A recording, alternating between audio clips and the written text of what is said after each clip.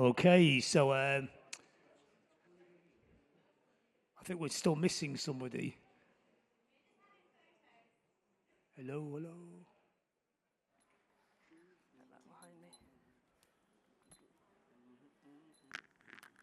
We're missing. Ah, there you are. Yeah. Hello. Hiya, you're right. Yes. Yeah. I didn't bring a water. Okay, so I'm going to start. So it's a bit. We're trying to work out what this panel is exactly about, and we'll work it out within 5 minutes. So stay with us; it'll make a lot of sense, and there's a lot of very good stories here. I guess my take on what it's possibly about is that there's a deluge of bad shit in the world that makes you feel completely powerless and useless. But if everybody uses their own personal superpower to stand up against the bad shit, then things will get a lot better. So I think pessimism destroys everything and optimism is the revolution. But that's where we started. That's 1 minute, but I'm not the expert. I'm only the person hosting the panel. So what we'll do is start at that end, and if you could introduce yourself and say what your personal superpower and the reason why you're on this panel is. And yours is quite a spectacular one, actually, Hannah. Oh, build it up there. Thank you, John.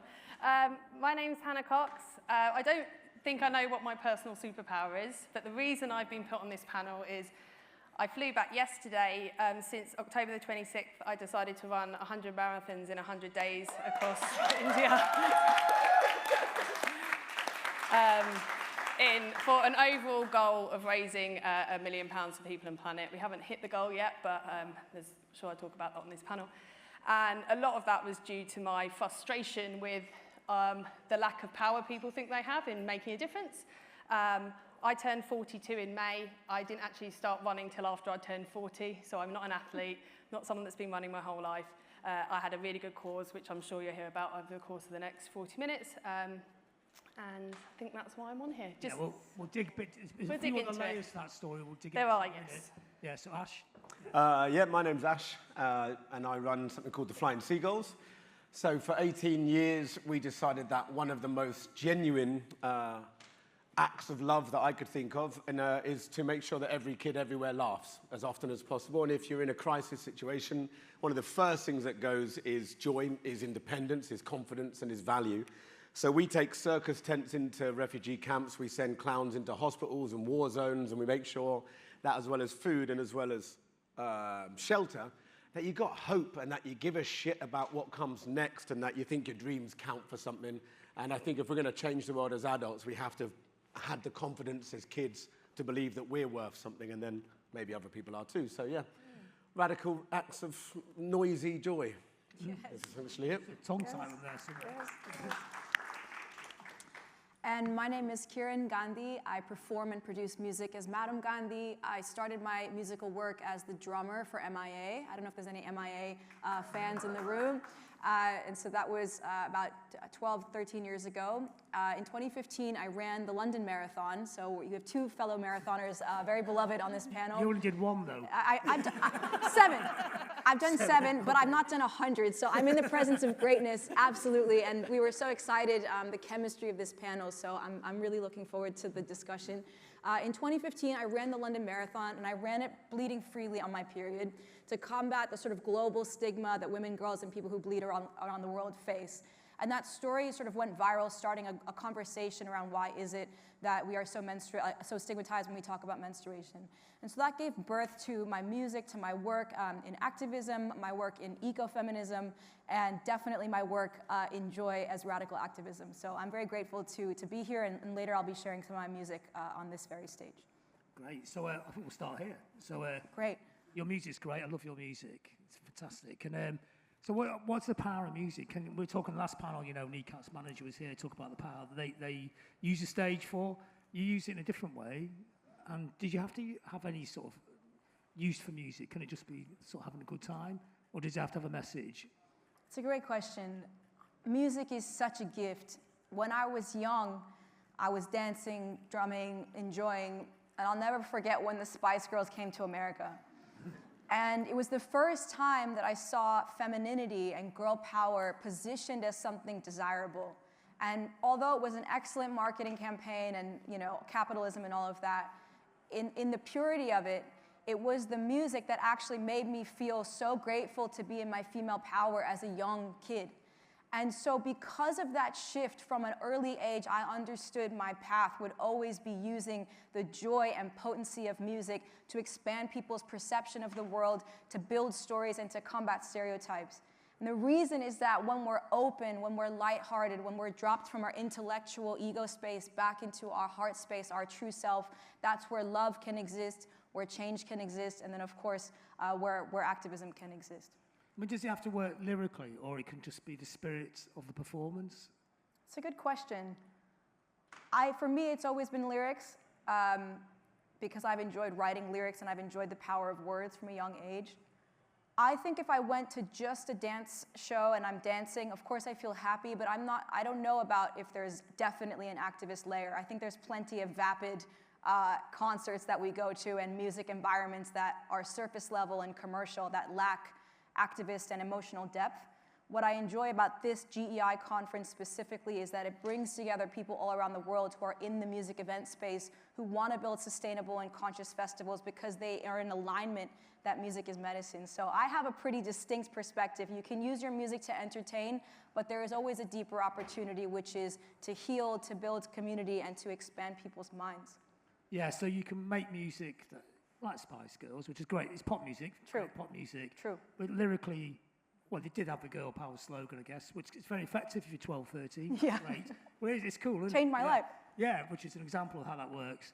But it's creating a space for ideas, a forum for ideas, and this is the end point when we get to about here. Is that what you're kind of saying, the best role of music?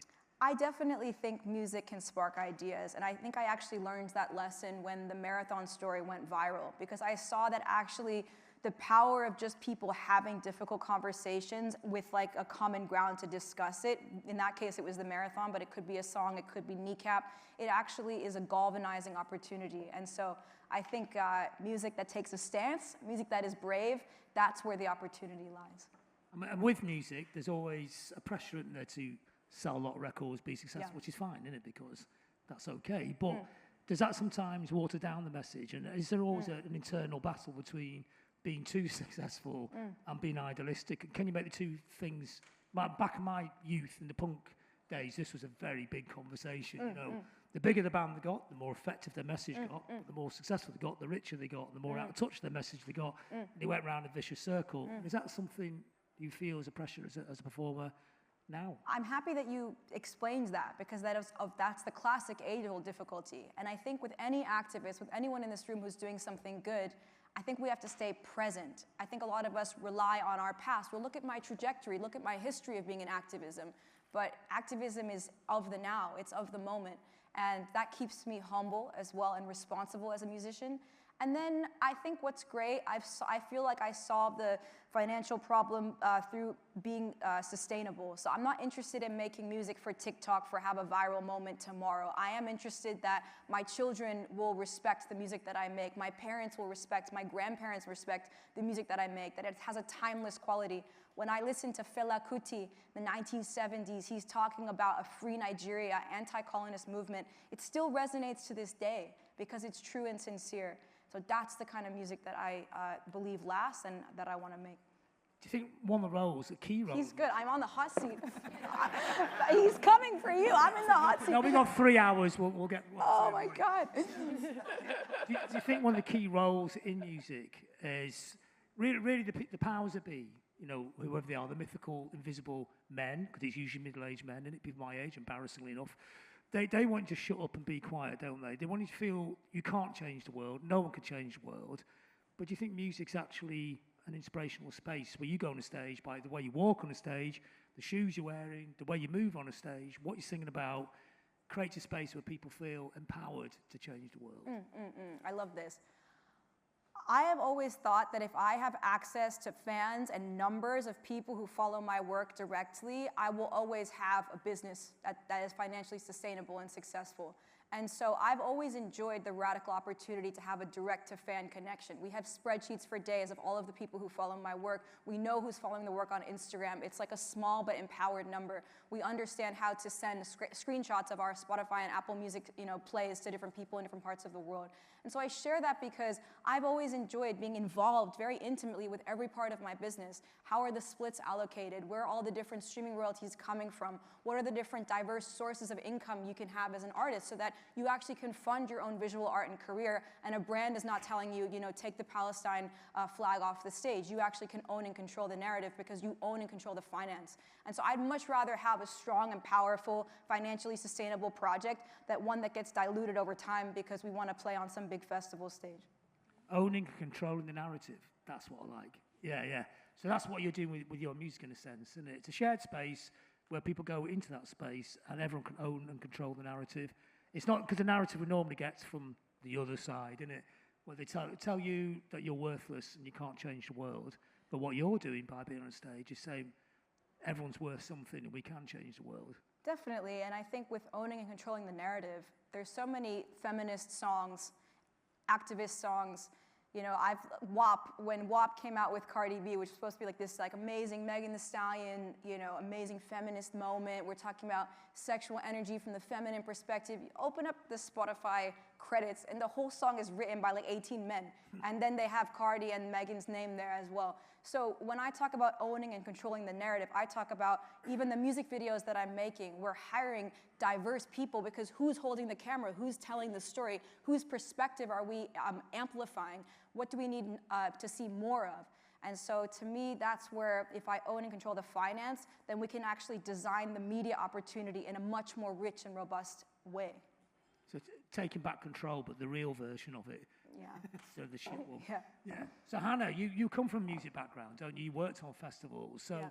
with some of those ideas we talk about there, would be you see them in action before you went on your 100 marathons? Yeah, I did. Yeah, of course.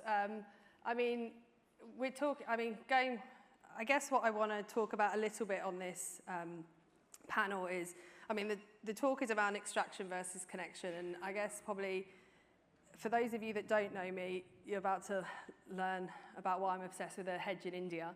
But, and those of you that do, who supported, I can see a lot of faces in the crowd, people who amplified what I was doing, Project Salt One with my team, amplified and shared and donated to the project. The actual project was across what was an old inland customs line running through India, which was created by the East India Company, which I'm sure many of you will have heard of as a company that wasn't very nice. It's the company that extracted basically everything out of India.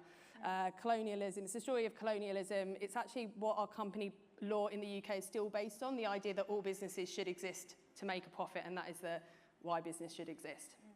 And I work in sustainability, and the story I wanted to change that, flip that narrative around, let's run the length of this inland customs line, and rather than tell a story of extraction, tell a story about connection and why we should be connected to a lot of the problems that these companies created 150 years ago. We're still living in those systems, and we need to change that system. I think sometimes the misconception has been, when people hear that I was doing Project Salt Run, was why is a white girl from the UK going to India to raise money for charity? And there's a lot of privilege in that. My dad's actually from Kolkata. I can trace my family back to 1799, all working for the East India Company in India, which was I wouldn't say superpower, but I would say it's the reason that I came connected to that story, why I learned more about that story, why that story of extraction is important to me, and that story was important for me to be telling. And I'm sure, Ash, you've got other reasons why you chose the story that and the business and the path that you've gone down. A little bit of what me and Ash were talking about upstairs before we came was, it's talking about our superpowers and us using our individual skills and talents to tell a story, but it's about really knowing where you sit in the narrative and how you can make the biggest change in that space. And I think there's so many issues and problems when it comes to the social and environmental impact we have as humans that it can be overwhelming what we all individually do to make a difference. This has been my individual story, but it wouldn't have been possible without connection and collective action, because there were thousands of people that helped us raise enough money to do the trip, and thousands of people that helped us raise the charity money as well. And there can always be a positive story kind of coming out of stuff. I guess I just wanted to like point that out. It's not just, wasn't me doing it, it was a big bunch of people and a lot of people in this room were involved. Well, yeah, but collective works, it's not DIY, it's DIT, doing it together, innit? I think that's important. But I think your story, I mean, obviously it's a remarkable story running 100 marathons, not 7, but 100. I've never actually run a marathon, so, but well, that's amazing to actually be able to do that. But the real story is what we talk about there, the salt line, the whole thing about colonialism. It's a story of collective action, ultimately. I did this story because it was about the East India Company, an awful company doing awful things. How can I get businesses in the UK behind this story for systems change? And I genuinely believe when I went out, there's loads of B Corps in the UK, that purpose-driven community will get behind me and help us make this happen. In fact, that was a false narrative. The people that got us out to do Project Salt Run and the people that fundraised the most money were individuals. It was individuals that were putting £10, £15, £5 into that charity pot and into the expedition pot. And it really, for me, it was like, you might not have heard of Project Salt Run because we didn't go viral. We didn't have a huge social media moment really at all. We actually finished with less than 5,000 Instagram followers, but we managed to achieve something collectively that was huge, and there were thousands of people behind that, and that to me gave me a lot of hope for the future about what we can change when it comes to climate action and sustainability. You talked a little bit there about the reaction of the people in India itself. I mean, I guess it's very varied, isn't it? You know, I guess half the people say get off the road. I'm quite happy I'm driving down the wrong side of the road and you're running up the right side of the road, but that doesn't matter. But was it very varied, or did people understand what you're trying to do and what you're trying to say? Some people. Because you spoke to a lot of people as you went around, didn't you? Yeah, and we're making a documentary out of it. In India, it's different. The education system in India, people learn about the East India Company and independence and what that meant to the country. And actually, a lot of Indian people were surprised that in the UK, we don't learn that part of our history, or that part of colonialism. And John, me and John are from Manchester. I would hazard a guess. I've been in Manchester 15 years. The people that I have asked from Manchester, where do you think the cotton came from? Will often go, oh, I hadn't really thought of that. But you know, the cotton came from America, from slavery, or the cotton came from India and slavery. You know, so the only reason we have these amazing systems and revolutions and industries that grew in this country is because we were taking it from other countries, again, going back to that extraction story. I guess this is probably a good time for There's actually a little interesting side story. Yeah. When Gandhi came to the mills, didn't he? When basically when India took back making cotton into clothes, and he went to the mills to explain to the workers why they're all going to lose their jobs, and he got a hero's welcome, didn't he? Yeah. Which made me feel very good about the North. Well, this is it. Because in a way, we are the last colony. Yeah, well, yeah, but also it's like, I think it's me and we were talking about this upstairs, Ash and I talking about, you know, there's a lot of extraction and polarisation when it comes to the social and economic issues that we're facing here in the UK, but they all kind of stem back to issues with our government and with business. And by the polarisation we're all kind of sitting in when it comes to who's responsible for stuff, I think we just need to open our eyes a little bit. Well, yeah, deliberate polarisation, which again goes back to the music, because music's bring people into the room, sharing a space, isn't it? Whereas I think they probably prefer it for a bit more fragmented, so we don't well, you say what you were saying upstairs. Well, we're just getting to that. Come on. On me? Yeah. You're just here to talk about marathons, right? Yeah, I just ask me anything about running. Yeah. So Ash, so polarisation, you're working on the front line of the direct results of polarisation. Yeah. Yeah, I guess so. I'm sitting here, and as you were talking, looking at the words extraction, connection, and thinking where do I want to put in on it? And I think it's that, man, I've worked with, they're just kids, and I've worked with maybe, personally, in the last 18 years, I've worked with probably 400,000 kids directly I've met, I would say, the organisation somewhere close to about 600,000. And so if I ever needed evidence that we are all really, really similar deep down, I've got it. Fear looks the same. Now, maybe my fear is smaller than the fear of a parent from Afghanistan who fled after being, Afghanistan fell to the Taliban and they evacuated to here, but it's still fear. I know what fear feels like, and I know what hope feels like, and I know what someone liking me feels like, and I know what someone scaring me and hating me feels like. So, it's that idea of connection. This is also, what music does and what having a motivation. I've thought a lot about your marathons. I thought, man, I don't know if I could run one. Could I run two? could I run 4 if I'd run 2? And I was thinking, what kept you going? And it's when you've got connection to something you deeply care about, then you can keep going. And that would be the same for all of us. So I kind of jumped around a little bit there, but I guess it's like, yeah, the connection's got to be human. Whatever it is you're doing, if you do it for a really deep down human element of yourself and of your soul, you'll never run out of energy and you'll never be told stop, and no one's ever going to convince you otherwise. You'll never convince me a kid is in the wrong. Okay, maybe they're in the wrong for smashing your guitar and drawing on the wall, but those kids in Calais, those kids in the hotels across the UK, those kids in Jordan, I've got a team there now, 20,000 kids born in a camp. If they've got behavioural problems, it ain't their fault. So, and you're never going to convince me otherwise. So I think when we connect to those truths, love, loss, grief, hope, fear, isolation, we're all the same bug at this point, you know, and we share that when we watch an artist that we all know. You stand in an audience at Glastonbury, maybe not always, but like quite a, I was going to say massively varied. Okay, maybe not, the audience isn't so scopy, but you'll look around and there's like, I love some pop and I love some metal. And at a metal gig and a pop gig, I'll see all sorts of different people, so it doesn't really matter the surface definitions. Which brings me to the final point, which is polarization. The way to polarize is to create mechanisms that make us feel like it's okay to think people are other. So if you're wearing clothes that do not fit you, that you did not choose, that are not fashionable, might be even torn, I can write you off. Now you are devalued. Possibly it's, oh, they're homeless, and homeless definitely means a drug addict who bought it on themselves, right? So that's an archetype I can be sad about but not worry about. If you make someone who's seeking refuge wear clothes that do not fit them, that they did not choose, that are sometimes torn, I can now put them in the same archetype of not valuable, and then I don't mind if they're being held up in a Holiday Inn and attacked by nationalists. I go, well, you know, I don't really think of them as people. Oh, I do, but it's that idea. So it's a polarization of identity, and then it's names. It's naming things as they are. So you'll read the papers, it will say, a refugee kid called Abdullah. So first of all, we've named him refugee. Second of all, we've named him kid. And third of all, we've given him his title. So when we speak in my organization, we say, Abdullah, a young man seeking refuge. So we give him the identity first, because it's by flipping the person out, making them look wrong, naming them wrong, then we can accept their suffering as just, well, that's life, isn't it? That's just the way the world is.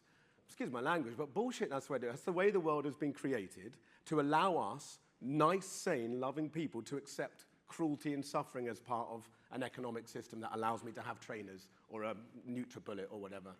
So, yeah. It's interesting you say that, because we were talking before about lyrics and control the narrative, and that's the front line of it. It's not a glib thing, is it? So the use of these words, it's dangerous, isn't it? You're seeing this right up front, right in front of your face. Yeah, and it has allowed, I mean, we've seen it through history, but me firsthand, I had to stand in front of a French CRS policeman who was firing tear gas canisters into the family area in the Calais jungle camp. They did it from the minute the sun went down to the minute the sun went up for the 2 months before the eviction, because they wanted the families to go, because it'd be easier to use violence to get the rest of them out. So I had to stand in front, and I was thinking, like, again, excuse my language, but what the fuck is happening in that guy's head that he feels okay pushing a clown with a top hat out the way to fire tear gas at children? Like, what's gone kookalooka in your brain, brother?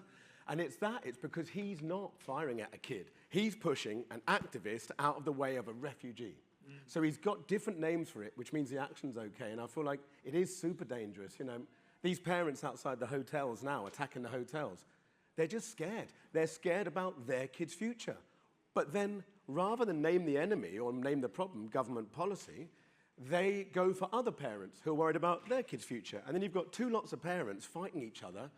All the kids are scared. No one's feeling good. And the government at the top go, good, now we can move them into a military camp and no one's going to complain. That's all it is these massive, broad-stroke exploitations of human suffering for agendas that allow capitalism to profit just a touch. But there's an interesting thing we were talking about before we came in here before, that is it next week or the week after, you're going to go out and talk to the demonstrators. Yeah. Because, and I think this is such a rare thing in the modern world, you're prepared to listen, most people don't listen to the other side. Even if the other side's completely wrong, you still have to listen to them, don't you? And this is quite remarkable. But this is the thing, I'm only going to draw the line there. It's around the other side. The idea of the other side, like for the Seagulls, for me, it isn't the other side, because I work with their kids too. These guys outside. I've got projects running in JWIT with kids to stop them getting caught up in the county lines drug operations. I go to domestic violence shelters, my team do, I don't. We have a female-led team, all across London. So we also, what about English kids? Well, them fucking too. What do you mean, what about them? All kids, brother, stop dividing. So, yeah, next week, we were attacked, my team were attacked outside a hotel, one of the refugee shelters. And by the way, they are horrid inside, and the food is rotten, and it's not paradise. But I can really understand the conflict that goes on there. So we're outside, and they attacked us, kind of, shouting and things. So we came back, and we were, as a team, like, what should we do? And the council told us you can't come anymore. And I thought, or we can hire 10 more teams, and we can find out where the protests are and make sure we're always there, either on the day or at the very least the day before and the day after, every time there's a protest. So that's why I'm back in London. I'm training 10 amazing performers, and next week we're going to go. But exactly that, I'm going in full costume. We're not, the council said, you can go if you come in the back in your own car. It's like, bollocks, I'm coming with a top hat and my full van, because then when they say, what about my kids? I go, great, where are they, bro? They can come and join in. We'll set it up outside in the car park. Let's play together. They're just kids, and I love you all. I love your children all. So, yeah, exactly that, to evoke, because otherwise they go, you're the other side. And I go, I'm the bridge, idiot. I'm a clown. We have no status. Therefore, you're all better than me. So, like the jester in a medieval court. Yeah. Exactly that. Yeah. That's like an extrapolation of what you do to a very different degree. Yeah, but it's definitely. about the stage, audience, and sharing the space, isn't it?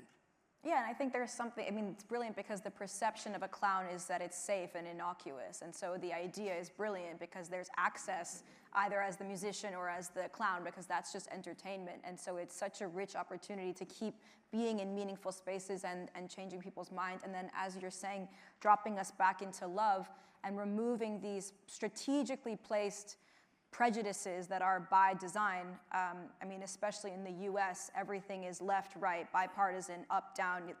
It's even when I see it on the Democrat side, I see just as much kind of belief of righteousness rather than a more collective aspiration for love.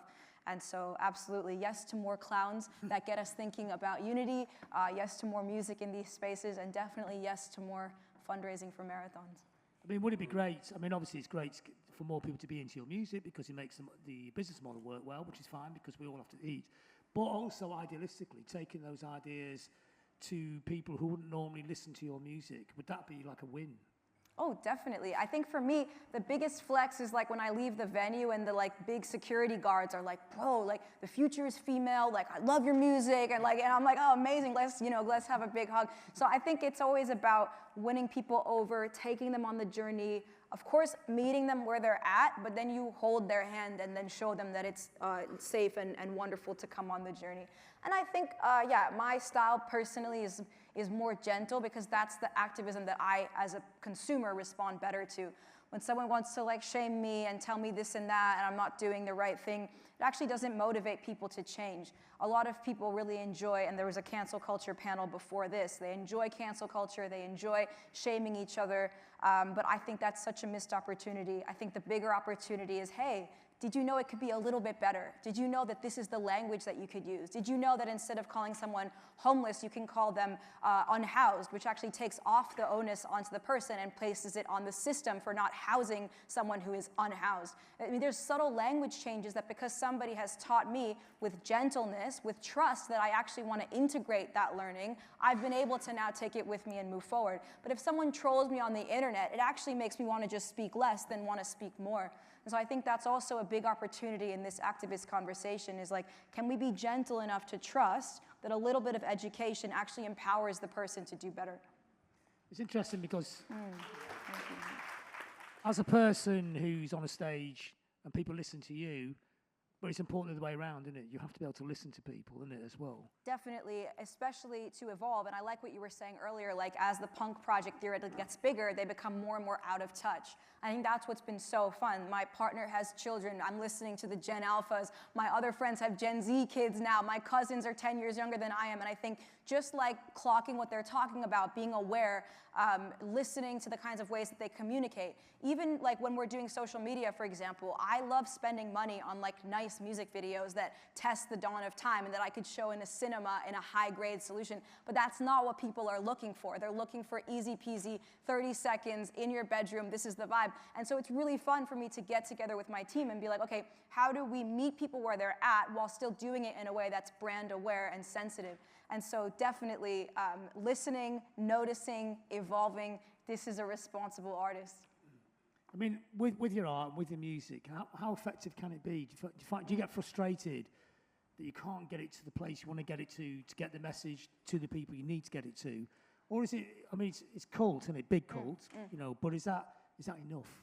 Good question. You know, I had that once where I was like, oh, my project's not big enough, everyone's not screaming it, you know, down in Times Square, blah, blah, blah. And a very well-known author, Marianne Williamson, was with me, and she was like, what are we, you know, chopped liver? You had 25 engaged people in this like private room really enjoying your music. What are we, chopped liver? You know, deliver with humility. The other day, 2 weeks ago, I was in LA for the Grammys. They were like, oh, a Nigerian artist is gonna perform. There was like 40 people in this networking event. It was Davido, which is like he's selling like stadiums in Lagos all over the world. He's like one of the sort of godfathers of modern Afrobeats as we know it. And I was like, I can't believe Davido agreed to this gig. Like, this is a janky LA networking gig. Like, and he came on with full band, full power, full show, entertained whoever was there. And so I think, of course, the engine can always make us feel like, oh, it's not good enough, it's not big enough. But whenever I go to India and I spend time like deepening my practice, it's always, can you serve whoever's there? Can you be in service? Can you be in service? And so I'm undoing my American way of supersizing everything and returning to my Gandhian roots of serving who is present. When you were running in India? Sorry? Did you return to your Gandhian roots on your marathons? It was, the whole thing that sent me to India was trying to connect with my cultural identity. And my dad moved to the UK in '53. He was like 3 years old. And like I said, I can trace my family history back to 1799 in India. So 150 years of family history in that country. My grandma's from Pune, which is like near Bombay, but like most of the family were Kolkata and Darjeeling, which, if you know the size of India, it's like living in different parts of Europe, you know, so very multicultural kind of background. But I think what I struggled with growing up was I didn't have that cultural identity to the country that my dad was from. I've got lots of South Asian friends who have more of a cultural identity to India, even though perhaps they've never been, and their grandparents or great-grandparents were the ones that came over to India. So what's been interesting during this discussion, I think, is the different perceptions of identity for everybody on the panel. I mean, what led me to learning more about my Indian heritage, finding out about the Great Hedge of India, finding out about the East India Company, and that my family all worked in very low-level roles in that company, but for hundreds of years, learning what that company did and feeling a sense of responsibility for my family history and wanting to make a difference in my own generation of family to some of the things that I know specifically my family were part of that problem. And I guess I don't really know how to articulate, because I've not really thought it through as much apart from just listening here, but they weren't like East India Company officers who owned like gin plantations or like what you see, if you watch colonial films and everyone that was white in India seemed to like own loads of land and stuff. They weren't. They lived in if you go on my Instagram, they lived in a tiny flat in Kolkata, a place called Kamak Street, which is quite famous if you know Kolkata. It's just kind of off Main Park Street, with another family. My granddad worked for the Telegraph Department.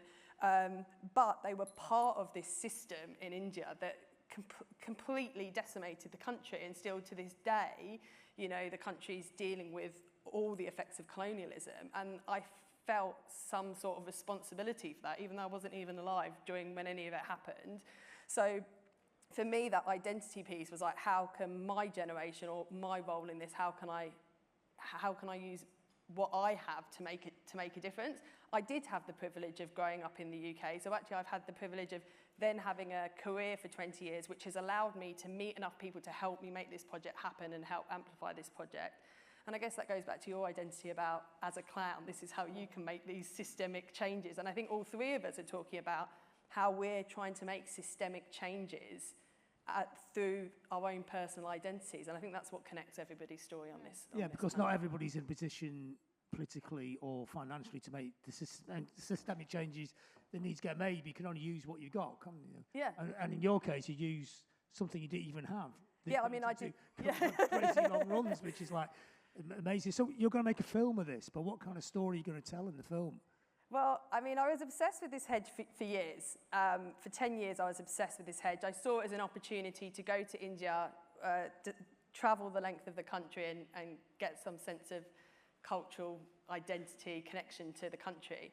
Actually, it was only last May where someone suggested running it as a joke because they knew I wasn't sporty. And then I won't bore you with the whole story now because it's quite a long one, but essentially a few things happened over the space of 72 hours that I walked into work on the Monday and said, we're going to have to change everything because I'm going to run across India in 18 months. And everyone was like, what the hell? And anyone who knows me in this room, like, you know, I hadn't run 5K. Like, I didn't know how to run a marathon.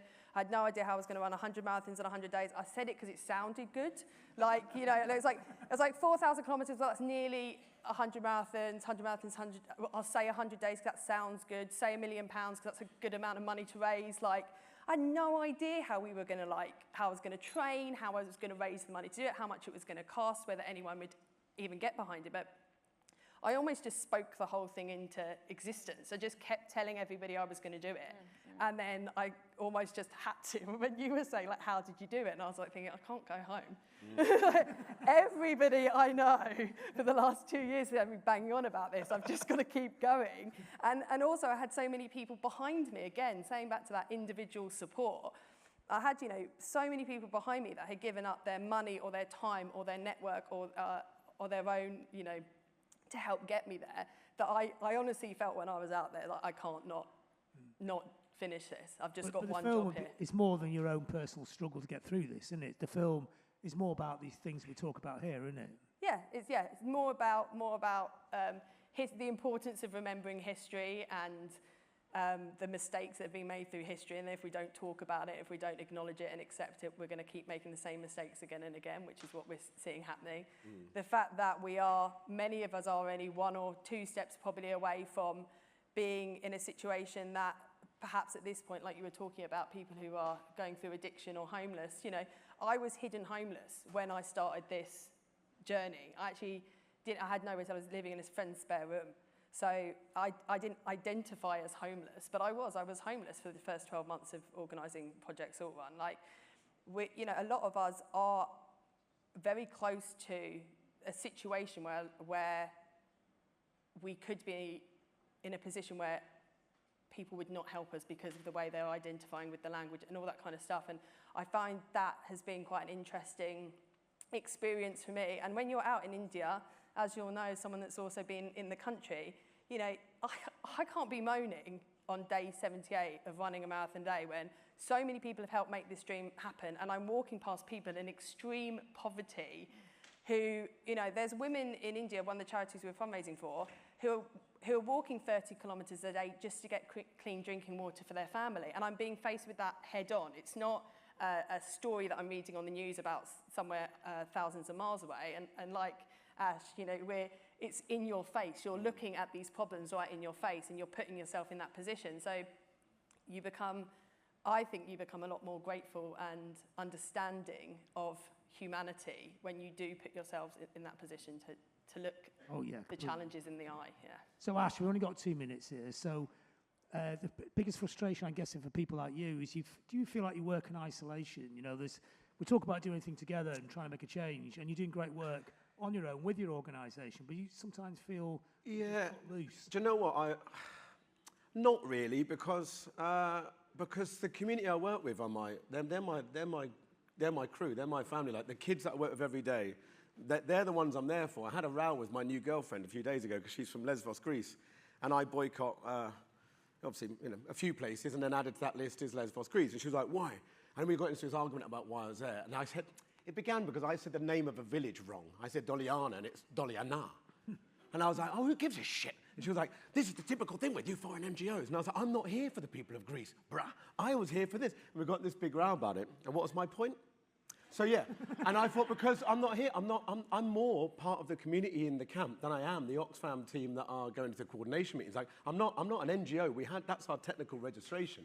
I'm a traveling performer, and my superpower is I mirror the kids' brilliance by projecting it in a show. Like, we just give them the excuse to know how awesome they are. So, yeah, it's kind of isolating and it's frustrating because there's a lot of people who sit here and grumble about very little. I do it too when I'm back. But I feel inspired. I know it sounds cliche, but like I feel inspired by the communities I work with and by their strength. I'm just going to tell one story because I told it to you earlier when we were chatting. This is about connection, right? This guy's working in Lesbos. He's from Syria. And every day I turn up, he is sunbeam happy every day, man. Opening the gate for me. Hey, good morning, Mr. Bashar. Good morning, Ali. Kifa, alhamdulillah, whoop. And every day. And then one day I said to him, like, so what's your story, bro? Like, how come you're here? And you got family? He's like, my family are in Germany. They went a week before me. I was packing up, and I got there, and Europe had dropped its borders, so I haven't been able to get to them. I was like, when was that? He was like, around 3 years ago. I was like, you haven't seen your family for 3 years? Like, no, my daughter was 12 now. I think she's 15. Her birthday is in a week, and I can't even call her because I don't have the credit. So we bought them credit, obviously. Anyway, and I said, can I ask you a really direct question? How are you so flipping chipper? And so you pick me up in the mornings, and I go home to a warm Airbnb, and you're living in the camp. How is it that you've got energy to offer me when you're in this? And he was like, because one day I'm going to see my children again. And when I do, I want to be the father that they remember and deserve, not the man this camp tried to make me. And I'm just like, that connection, it's not theoretical. It was in his bones, and he met me with genuine love and energy because he knew that's the man that he wants to be when it's all done. And I feel the same here. Like, if we stay connected to our morals, to our principles, to our communities, to our world, then you can put whatever name you want on it. Politicians say what they want. Newspapers can run the same story every day. It's not going to convince me that that person's wrong due to economics, politics, religion, warfare, whatever. So the truth of our division is there. But the depth of our connection is 1,000,000% deeper if we're just brave enough to honor it. It's a pretty good place to end, I think.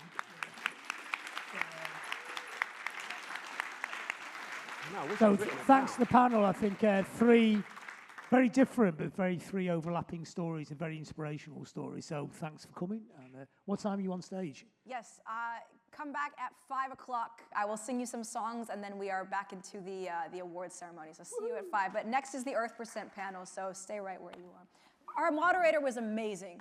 This is how you moderate. Thank you.